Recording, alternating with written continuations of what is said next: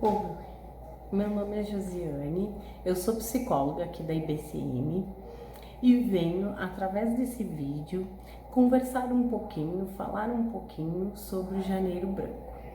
O Janeiro Branco é uma campanha que tem como objetivo mobilizar a sociedade sobre saúde mental e os seus tabus que envolve. O assunto ainda é pouco discutido pela sociedade. E infelizmente a ideia de que psicólogo é coisa de louco sobrevive com muita força dentro da nossa cultura. E hoje sabemos que para nós auxiliar alguém com sofrimento mental, com sofrimento psíquico, é incluir na sociedade e não ao contrário. Aos poucos, então, o psicólogo foi mostrando o seu trabalho à sociedade e a sociedade descobriu que essa profissão trabalha com saúde mental, né? E a saúde mental, segundo a Organização Mundial da Saúde, é mais do que só a ausência de transtornos mentais. É parte integrante da saúde. Na verdade, não há saúde sem saúde mental. É determinada por uma série de fatores socioeconômicos, ambientais, estratégias e intervenções de saúde pública, né, em vários setores, né, para promover, proteger e restaurar a saúde mental. A Organização Mundial da Saúde afirma: saúde é um estado completo de bem-estar físico, mental e social, e não apenas a ausência de doenças ou enfermidades. Saúde mental, então, ela é muito mais do que a ausência de transtornos mentais ou deficiência. E agora estou aqui, né, para fazer essa campanha e salientar, né, que é importante, além, né, das outras campanhas, né, que é o que o Janeiro Branco é muito importante, ou tão importante quanto a campanha do combate ao câncer, a campanha do autismo, porque trata de questões de saúde mental que também precisa ser discutida, vista como um todo, né? Que é impressionante o alto número de pessoas que sofrem e acabam deixando de procurar ajuda por conta de um tabu, por conta do tabu de dizer, psicólogo é coisa de louco, né? E eu não sou louco, ora, então eu não preciso de um psicólogo. Mas isso é coisa antiga, né?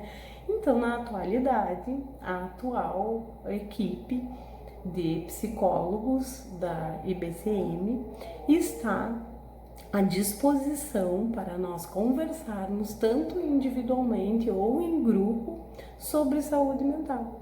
E não só no mês da campanha, não só agora em janeiro, mas quando haver interesse e necessidade, visto que esta prevenção, né, tem como base a fala, né? A principal ferramenta nossa é a fala. Então, se me perguntar como vamos fazer isso, eu vou dizer falando.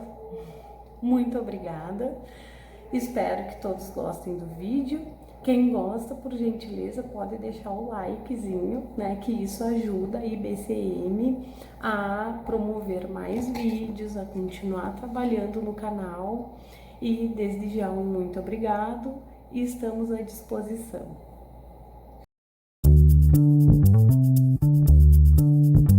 Você sabia que a hanseníase é considerada uma das doenças mais antigas da humanidade?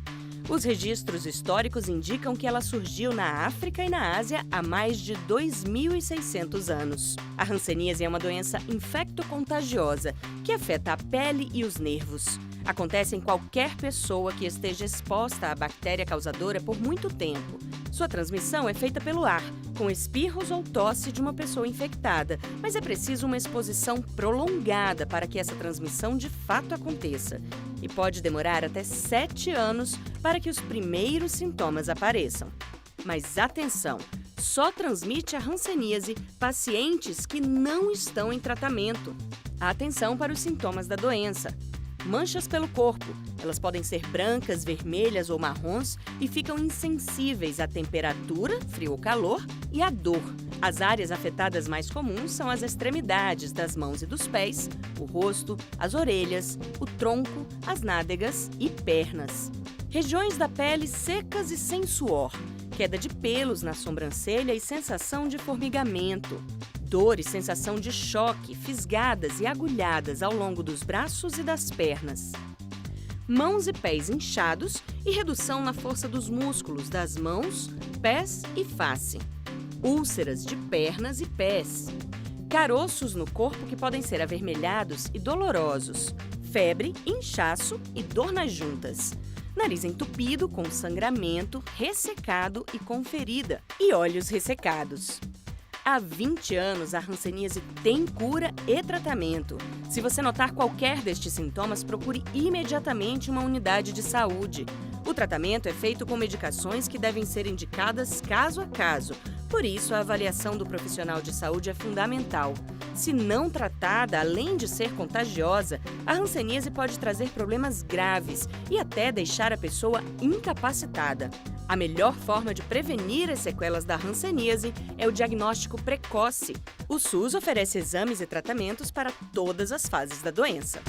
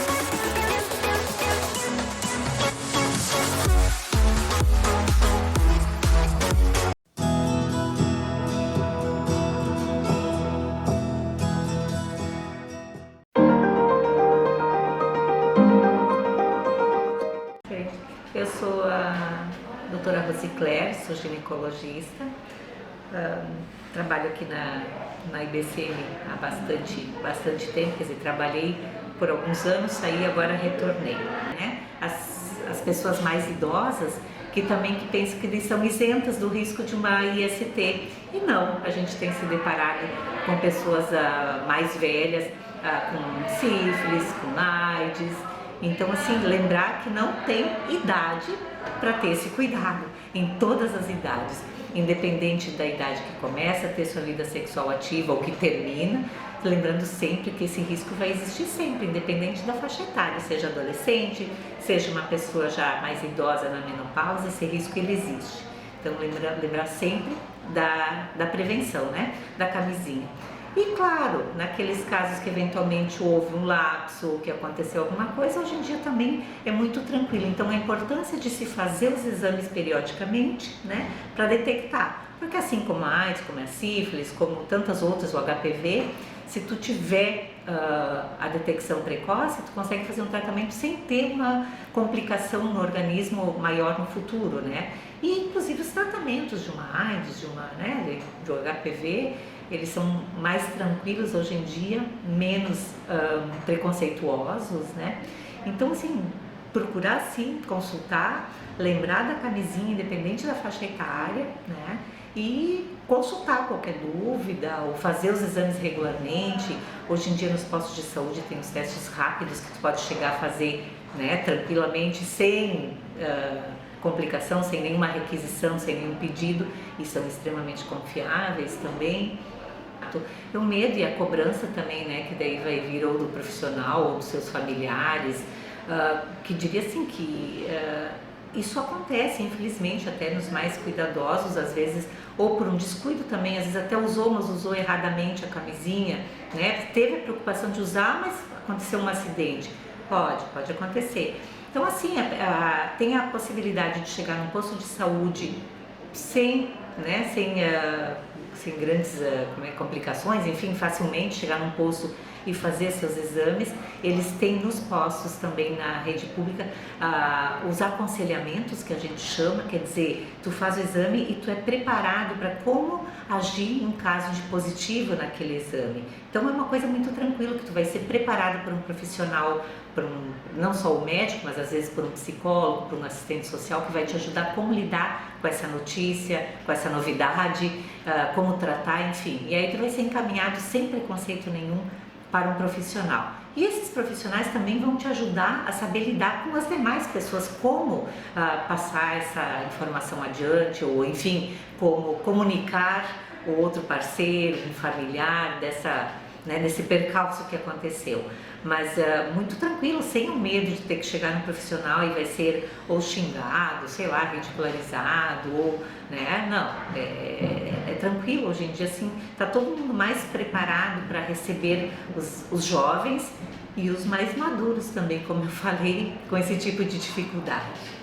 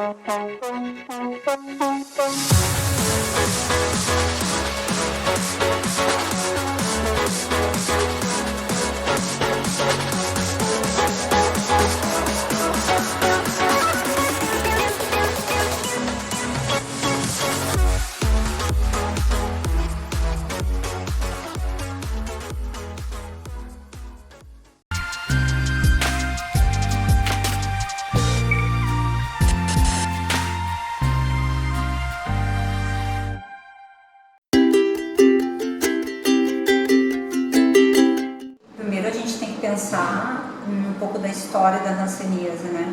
Ela já é muito longa, ela é muito lá para trás. Se a gente pegar questões lá da Bíblia, tu já tem história com outro nome, que segundo a lei mudou, que antigamente chamava de lepra, né? Então, se tu pegar lá da época da Bíblia, tu já tem. Só que naquela época, isso eu comento muito nas palestras que eu dou, naquela época já diziam que as pessoas que tinham aquelas lesões, elas estavam sendo castigadas por alguma coisa que elas fizeram, então era um castigo. E me chama muita atenção isso, porque tu vê, naquela época era um castigo e para mim atualmente continua sendo. É muito parecido, porque o que acontece? Assim, meus avós moraram no Hospital Colônia Itapuã, né? Eu passei a minha infância lá dentro, mas eu sei da história anterior a mim. Por exemplo, assim, ó, minha avó usava um tênisinho Conga, não sei se lembra daquela marca Conga, eu nunca tinha visto o pé dela, fora isso ela não tinha mais nada, então para mim ela era uma cuidadora dos pacientes, que naquela época se dizia leprosário de Itapuã, era assim que se chamava, e para mim ela só usava aquela conguinha e não tinha mais nada.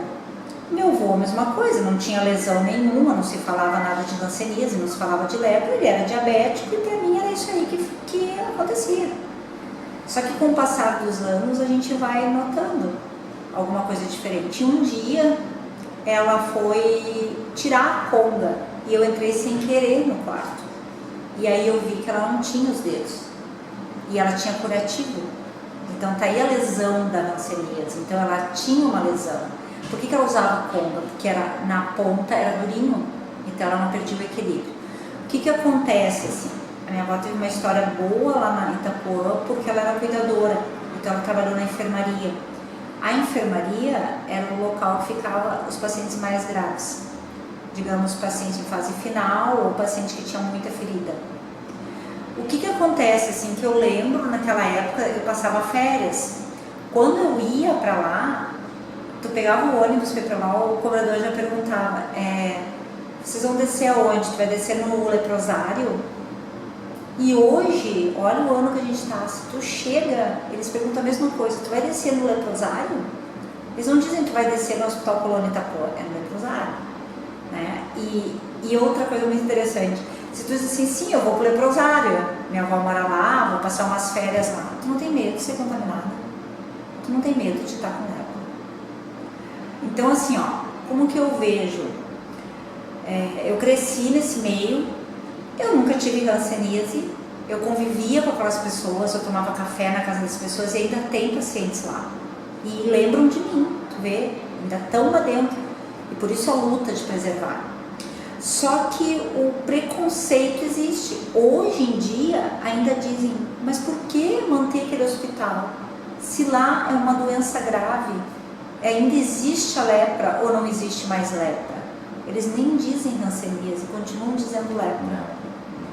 E fora também que os familiares, os filhos foram separados dos pais. Aquilo fica nas pessoas. Se tu conversar com qualquer paciente, ele vai dizer, foi um sofrimento tão grande que não pode ser esquecido.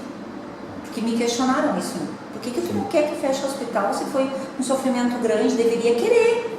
Tipo, não, mas não é que eu não quero que feche o hospital. Eu quero que transforme o hospital, mas que a memória do que aconteceu aqui não seja esquecida. Bom, vamos falar um pouco da questão assim do Brasil. Primeiro, tu não vê falar muito de hanseníase, né? Tu tem o programa do estado, tu tem programa nas UBS, no município, mas tu não vê falar em hanseníase. O que eu vejo o Brasil? O Brasil ele é considerado o país que mais tem casos de hanseníase. Aí tu vai me dizer, sim, mas ninguém fala nada, como é que tem casos? A falha é no sistema, é na prevenção.